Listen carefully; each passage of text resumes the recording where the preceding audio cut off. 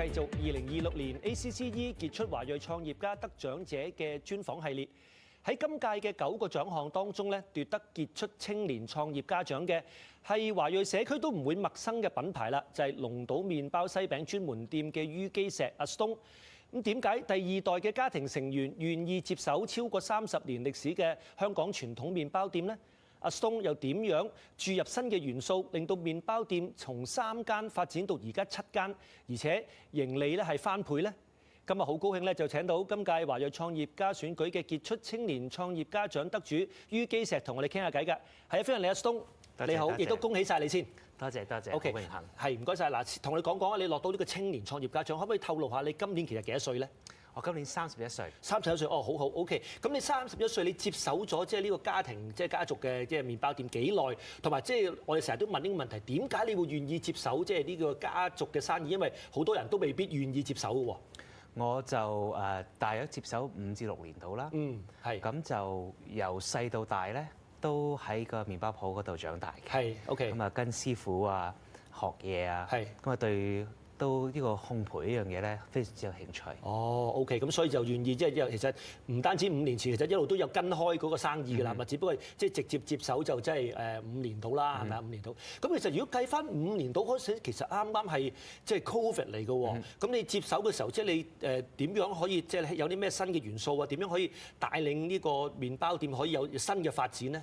咁從我10幾歲開始咧，都跟住啲師傅學啦。係啦。咁啊，到喺 Covid 最困難嘅時間咧，咁我就喺嗰段時間就發揮啦。係。就發揮我哋嘅工廠嘅運作啊，同埋有啲咩問題需要解決，咁就做咗好多。咁其實咧，我就係好中意同人交流嘅，我好中意人嘅。係 OK 係。啊，特別中意咧就係我啲客人。哦，係傾偈嘅成日都。因為呢樣嘢咧，我就對我啲客人咧有個責任嘅。係。咁啊點樣fulfill 呢樣嘢咧？就係我哋要個質量高。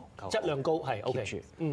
如果我覺得我自己唔會食嘅嘢，我唔會俾客人食。係。因為我係當佢哋係朋友啊，係家人啊，係我哋嘅社會。係 OK，即係用呢一個咁嘅理念去發展個鋪頭。好啦，咁啊點樣要即係你係諗住其實即係疫情大家都喺度即係叫做守緊㗎 defence 緊。咁你仲喺度開喎，而且我見你越開就越靚，個 scale 越嚟越 upscale。係咪你嘅嗰個定位係希望可以 upscale 啲啊，越嚟越靚，或者可能 more mainstream，可能多啲即係主流嘅生意咁咧？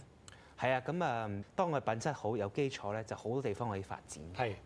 咁啊！呢幾年來咧，我哋就喺好主流社會嘅地方，譬如話 Fairview Mall、Markville Mall，去到西邊係 TPO Toronto Premium Outlets。係 OK。咁我哋發現我哋啲產品咧，其實對好多 mainstream 嘅人都好好接受嘅。係。咁啊，令到因為我哋keep 住我哋嘅質量，其實跟住就加添咧少少西式嘅原化嘅裝修，OK，咁就變得非常之成功。明白，迎合到佢哋嗰個需要啦。咁講翻除咗店鋪之外，個品質方面，譬如麵包啊或者西餅種類，你會唔會都有啲新嘅創意？譬如話傳統嗰啲時候菠蘿包啊、腸仔包啊，咁你會唔會加多咗一啲唔同嘅西餅喺裏面咧？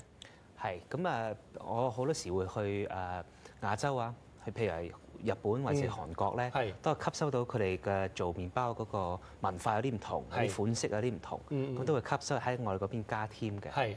咁啊，講翻一個傳統嗰個口味啦，即係我由細到大咧，就係譬如好熟悉呢啲嘅麵包蛋撻係乜嘢，菠蘿包係乜嘢，即係譬如話菠蘿包，我知道個菠蘿包係要鬆軟嘅，OK， 咬入去咧係冇咁甜，但係要有照頭嘅，OK， 但係有照頭咧又唔可以黐牙，哇 OK， 咁上面嗰塊皮要薄同埋脆，咁所以繼續係傳承啦，喺多倫多繼續發展啦。咁啊而家係7間鋪，好啦，咁你其實接手你有呢個咁嘅 vision 啦，或者希望可以繼續去 growth 嘅時候，有冇啲咩嘅困難咧？譬如話資金啊，嗰陣時經濟又麻麻地啊，你會唔會或者喺管理方面都有困難咧？其實 challenge 喺邊度？我哋就好有恩典，就係呢個資金就唔係一個問題。但係咧每一個不停嘅困難咧，都係揾人手啊，揾師傅啊，同埋呢邊嗰啲稅務都係非常之重嘅，嗯同埋最近呢幾年啦，即係 Covid 之後呢段時間咧，啲物價都不停咁升。係啦，係 ，OK 係。咁呢個都係 challenge 嚟嘅。咁你自己譬如你雖然接咗手5年度啊，譬如話你個 philosophy 你點樣營業？你頭先提過少少就話當好似朋友咁，咁會唔會當你覺得係一個 vision 緊要啲啊，或者係一個對個 teamwork 緊要啲啊？你點樣去即係你做生意有冇一個 philosophy？講翻嗰個基礎啦，係啦。一個菠蘿包好唔好食，就係我哋嘅生意嘅基礎。明白，係一個蛋撻好唔夠鬆脆，就係嗰個 foundation。係咁由呢樣嘢 keep 住咧，就做翻呢個責任去翻客人。keep 住呢樣嘢咧，就係我哋嘅philosophy 啦。係啦，明白啦。即係對社會對我哋客人係有呢個責任。明白。係，咁我知道你雖然即係好後生，但係你都即係好中意回饋翻社會。我見到你都好多即係做一啲 charity 嘅工作，係咪你哋其實都有 philosophy 都要回饋翻社會咧？係啦，因為我哋咁多年都咁成功啦，咁其實係好應該係俾翻社會嘅。咁我自己就係而家呢一屆嘅華商會嘅主席。咁就係會做好多同 YRP 啊、同 police 同埋市長啊好多唔同嘅社會嘅活動。係。我自己都係 Partners International 其中一個會董。Partners International 係一個國際嘅慈善機構。